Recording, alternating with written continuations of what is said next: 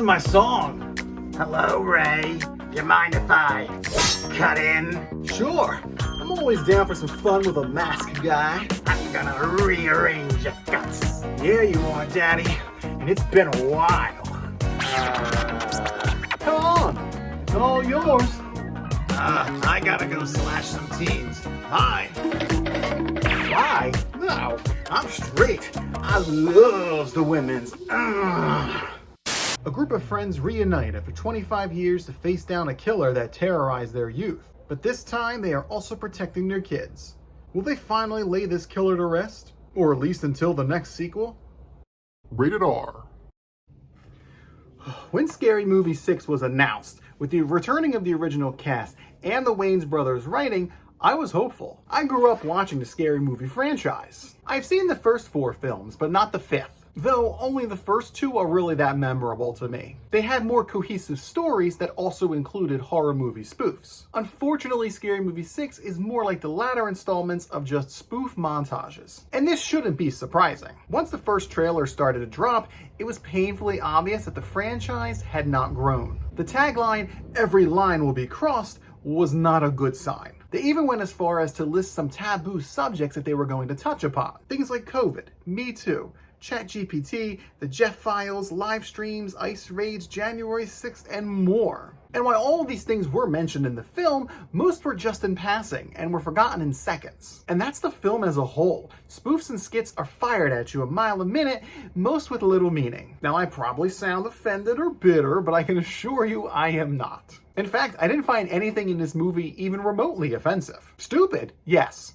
But offensive? No. And that's really because nothing really goes deep enough to become offensive. It's mostly surface level observations that you probably have heard a million times. A character that's too obsessed with COVID precautions? Wow, that would be hilarious 6 years ago. Granted, over 2 decades have passed since the Wayans brothers have made a Scary Movie, so maybe they're just making up for lost time. But it's not all doom and gloom. I will say that it was refreshing to see the OG cast back for the movie. It felt like coming home to familiar faces. Unfortunately, the plot didn't do them any justice. Ghostface is back and he is hunting the children of the original group of friends in order to draw them out so he can kill them too.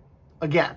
I guess this was a plotline from one of the 83 Scream movies, but I've only ever seen the first film of that franchise. The stars of this franchise will always be Cindy and Brenda to me. Anna Faris and Regina Hall fall back into their characters effortlessly. I love their chemistry, though I do wish we saw a bit more of them together. Cindy gets multiple character arcs, while Brenda just gets her Ma character. She was woefully underutilized in my opinion. Marlon Wayans and Shawn Wayans return as Shorty and Ray. Shorty is still a weed-loving stoner who is now a live streaming star. I found them pretty funny at times, but also a little cringe when he would do his whole "you young people" type of humor. Then there's Ray. Poor Ray. If you remember the first 2 movies, you'll remember that Ray treads the whole gay-straight borderline hilariously and keeps the audience guessing. And it's the same thing 25 years later, just without the laughs. The stale gay jokes aren't offensive, just boring. I would have thought that after all this time,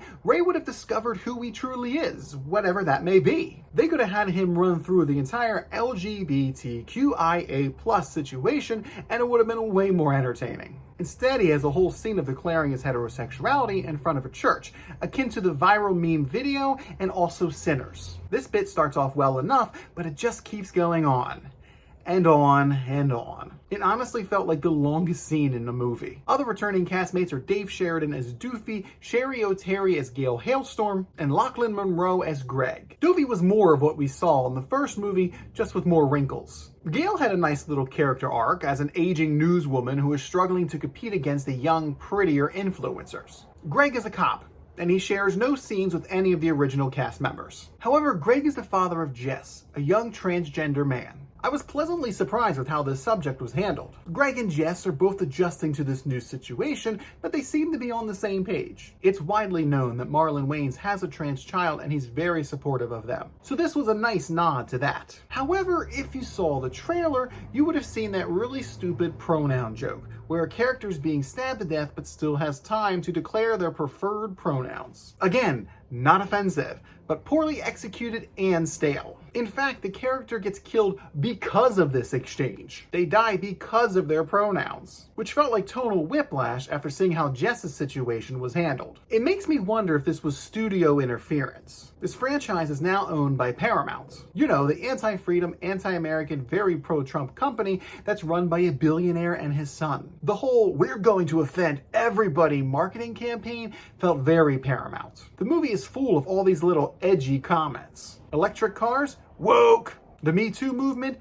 Canceled. Pronouns?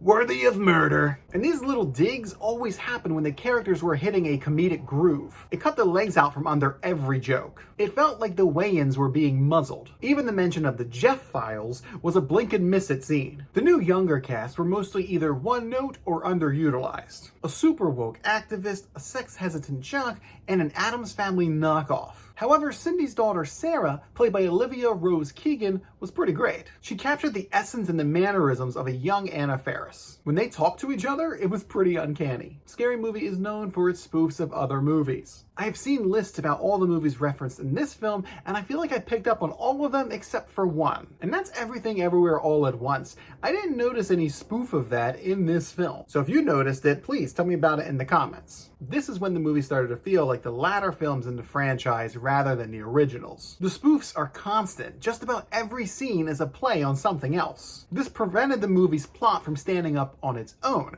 Plus, it wasn't very cohesive. I know that they had reshoots as late as April of this year, just months before the release of the film, which is crazy. And some of those scenes are very obviously added in later, because they don't connect to the main film and don't feature any of the main cast. While some of them were really well done, it just didn't make any sense to include them. Like the long leg skit. I recognized the recreated camera angles, the music, and the set pieces. And they brought back Chris Elliott's character from the second movie, you know, take my strong hand, to play Longlegs. But it had nothing to do with anything. Other spoofs, like the Sinners singing scene, directly conflicted with the plot of the film. Why would these characters who have already been hanging out with the main cast have to ask permission to now enter the house? There is also a ton of ADR issues, where dialogue is re-recorded and added back into a film. This has always been an issue for the Scary Movie franchise. You always hear random lines of dialogue thrown into scenes. Usually it's additional jokes or zingers that are added in post-production, but they always sound super out of place. This film is full of references to the previous Scary Movie films, including the ones that the Wayans Brothers didn't make. I had trouble placing some of these because those previous films weren't very memorable. They did talk about how the franchise was taken away from the Wayans Brothers. I like the commentary about how film franchises are milked with soulless sequels, which is pretty fitting for this film. I also like the commentary about how the horror genre is often neglected by award shows and critics. With Sinners becoming the most Oscar-nominated film in history, and the explosive successes of Obsession and Backrooms, things might be shifting. In the end, Scary Movie 6 was a rather weak entry into the 25-year-old franchise. There's too much reliance on nostalgia. It was trying too hard to be edgy. Plus, some of the anti-woke jokes were just lame, not offensive. It shouldn't be that hard to make fun of more liberal-minded folks. But I would be lying if I said that I didn't enjoy some of it. I had some chuckles and some hearty laughs. And it's for these reasons that I am giving Scary Movie 6 the faltering franchise rebirth score of 5 out of 10. There's enough here to give you some entertainment, but it lacks the memorable moments that made the first two movies super quotable. But what did you think about the Wayans Brothers' return to spoof horror comedy? Tell me your favorite moments in the comments down below. And don't forget to like the video and subscribe to the channel for more. Just a second. Hello? What's your favorite scary movie? Oh, well, definitely not this sixth film, but I'd probably say the first movie. What are you, woke? Yep, and super gay. Oh, God. You know, you sound really handsome. Maybe we could get together after this and... I gotta go slash some they-thems. That's what I thought. Always works. Anyway, don't forget to like the video and subscribe to the channel for more fun content just like this. Thanks for watching, and I'll see you in the movies.